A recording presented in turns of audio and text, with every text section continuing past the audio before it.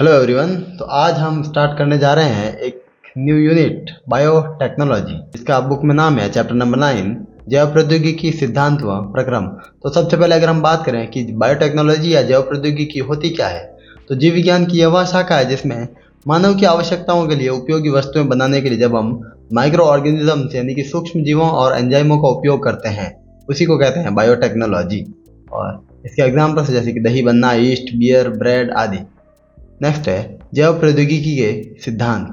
तो देखिए इसके दो सिद्धांत है, एक तो होता है आनुवांशिक इंजीनियरिंग यानी कि जेनेटिक इंजीनियरिंग करना, और सेकंड है कि इस जैव प्रक्रम को रोगाणु रहित बनाना यानी कि इसको बैक्टीरिया या फिर किसी भी इंफेक्शनस चीज से रहित बनाना है। तो देखिए आनुवांशिक इंजीनियरिंग या जेनेटिक इंजीनियरिंग होती क्या है।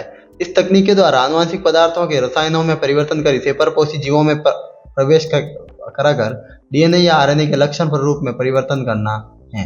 देखिए जेनेटिक इंजीनियरिंग का मतलब क्या है। इंजीनियरिंग का मतलब सीधा सीधा क्या होता है, काट छाट कर देना। यानी कि जब हम किसी भी जीव के डीएनए और आरएनए में जब हम कुछ चेंज कर देंगे, कुछ उसमें परिवर्तित करेंगे, कुछ हम उसमें काट छाट करेंगे, और जब उस काट छाट करके उसको किसी और जीव में प्रवेश करा देंगे, उसी को कहते हैं जेनेटिक इंजीनियरिंग। नेक्स्ट है दूसरा सिद्धांत कि जैव प्रक्रम को रोगाणु रहित बनाना। इस प्रक्रिया में जब रोगाणु रहित वातावरण बनाया जाता है और वांछित या इच्छित जीनों की मात्रा में वृद्धि कर अनेक उत्पाद प्राप्त किए जाते हैं, जैसे कि है एंटीबायोटिक है, टीके हैं, एंजाइम्स है, एटसेट्रा। नेक्स्ट अपना टॉपिक है जीन क्लोनिंग। जब एक ही जीन से उसकी बहुत सारी उसकी जो सेम कॉपीज बनाई जाती है, उसी को कहते हैं जीन क्लोनिंग। और इसका मेन पर्पज है प्रोटीन की अधिक से अधिक मात्रा प्राप्त करना। और जेनेटिक इंजीनियरिंग या जीन क्लोनिंग के लिए अपने को एक चीज की आवश्यकता होगी, वो कहलाएगा अपना क्लोनिंग संवाहक या क्लोनिंग वाहक, या जिसे कहते हैं क्लोनिंग वेक्टर।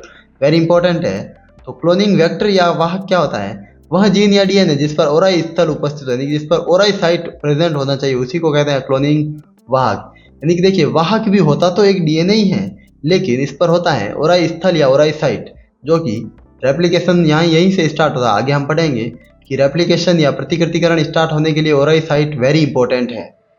जब जीन क्लोनिंग में विजातीय डीएनए यानी कि जो एलियन डीएनए या जो फॉरेन डीएनए को लिया जाता है, जो कि स्वयं की प्रतिकृति बनाने में अक्षम होता है, इसे क्लोनिंग वाहक के साथ जोड़ेंगे। तो जो खुद की प्रतिकृति बनाने में अक्षम होता है, उसी को क्लोनिंग वेक्टर या वाहक के साथ जोड़ेंगे। और जीन क्लोनिंग में पुनर्योगज डीएनए यानी कि रिकॉम्बिनेंट डीएनए का निर्माण होता है।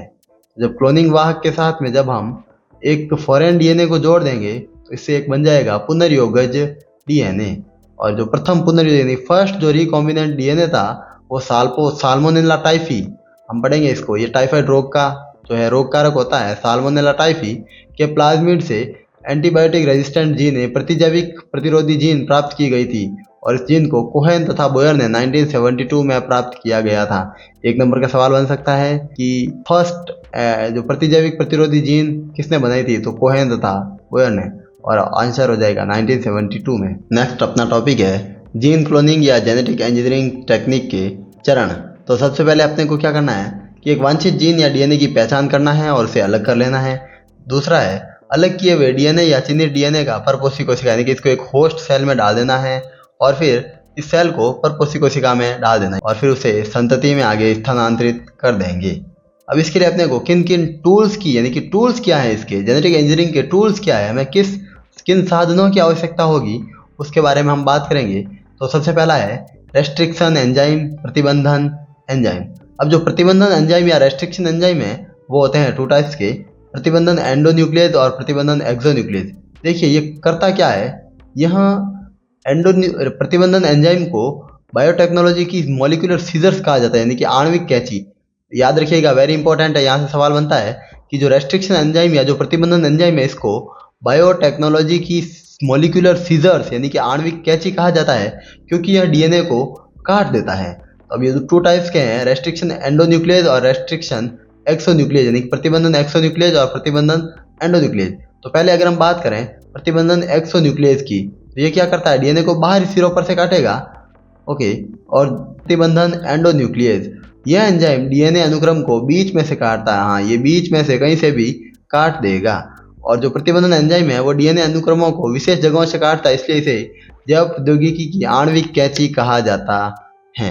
नेक्स्ट है रेस्ट्रिक्शन एंजाइम का नामकरण। अगर हम इसके नोमेनक्लेचर की बात करें, तो देखिए एंजाइम का पहला अक्षर है वो जीवाणु यानी बैक्टीरिया के वंश का यानी जीनस का फर्स्ट वर्ड होगा जिसे हम हमेशा कैपिटल लेटर में लिखेंगे। और नेक्स्ट है एंजाइम का दूसरा और तीसरा अक्षर हो जाएगा जीवाणु की जाति जो स्पीसीज है उसका फर्स्ट और सेकंड अक्षर। और जो एंजाइम का जो चौथा अक्षर है वो जीवाणु का प्रभेद होगा यानी कि स्ट्रेन, यानी कि ये आर है या एस है और उसे हम और उसके बाद में आगे हम रोमन नंबर्स में लिख देंगे। अगर हम बात करें एस्चेरिचिया कोलाई की तो देखिए एस्चेरिचिया से ले लिया हमने कैपिटल ई और CO, कोलाई से हमने C और O ले लिया तो ये बन गया इको।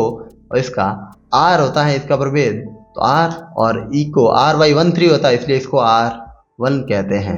और इको R1 की विशेषता है इको R1 DNA को कहाँ से काटता है तो आपको एक DNA का सीक्वेंस याद रखना है GAATTC और इसका उल्टा हो जाएगा अगर हम लिखेंगे राइट साइड से हो जाएगा GAATTC। तो हमेशा इको R1 काटता है DNA को G और A के बीच से।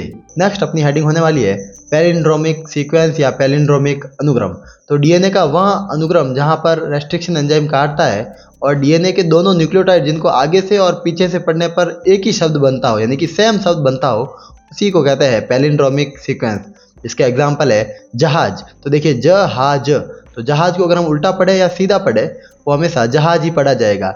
सरस मलयालम और है GAATTC और इसका जो पूरक क्षार होता है वो होता है उल्टा पढ़े तो GAATTC हो जाएगा। नेक्स्ट अपनी हेडिंग है कि एक पुनर्योजित डीएनए या रिकॉम्बिनेंट डीएनए किस प्रकार से बनता है। तो देखिए एक पुनर्योजित डीएनए बनाने के लिए हमें एक विजातीय डीएनए और एक वाहक डीएनए की आवश्यकता होती है और जो प्रतिबंधन एंजाइम है वो इन दोनों डीएनए को काटता है जिससे इनके चिपचिपे सिरे बन जाते हैं। चिपचिपे सिरे का मतलब है जो आसानी से वापस कनेक्ट हो जाएंगे और ये चिपचिपे सिरे लाइगेज एंजाइम की उपस्थिति में आसानी से जुड़ जाएंगे। तो देखिए सबसे पहले हमने एक विजातीय डीएनए और एक वाहक डीएनए लिया और फिर इसको इको R1 से ट्रीट किया। तो इको R1 ने क्या किया G और A के बीच में से काट दिया और फिर जब ये दोनों कट गए तो इन दोनों को आपस में जोड़ दिया लाइगेज एंजाइम की हेल्प से। तो देखिए अब ये जो डीएनए बना वही कहलाएगा पुनर्योगज डीएनए। नेक्स्ट अपनी हेडिंग है इलेक्ट्रोफोरेसिस या जेल इलेक्ट्रोफोरेसिस या हिंदी में जिसे कहते हैं जेल विद्युत कण संचलन। वेरी इंपॉर्टेंट है बोर्ड के लिए, इसको अच्छे से पढ़ना है।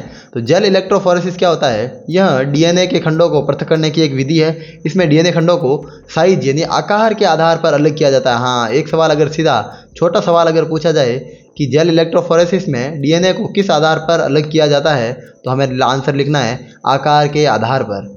इसमें देखो होता क्या है, जेल इलेक्ट्रोफोरेसिस में एक जेल माध्यम लिया जाता है जिसे अगेरोस जेल कहा जाता है और जो समुद्र में मिलने वाले लाल शैवालों से प्राप्त होता है। तो देखिए जेल अगेरोस है वो कहाँ से प्राप्त होगा, लाल शैवालों से।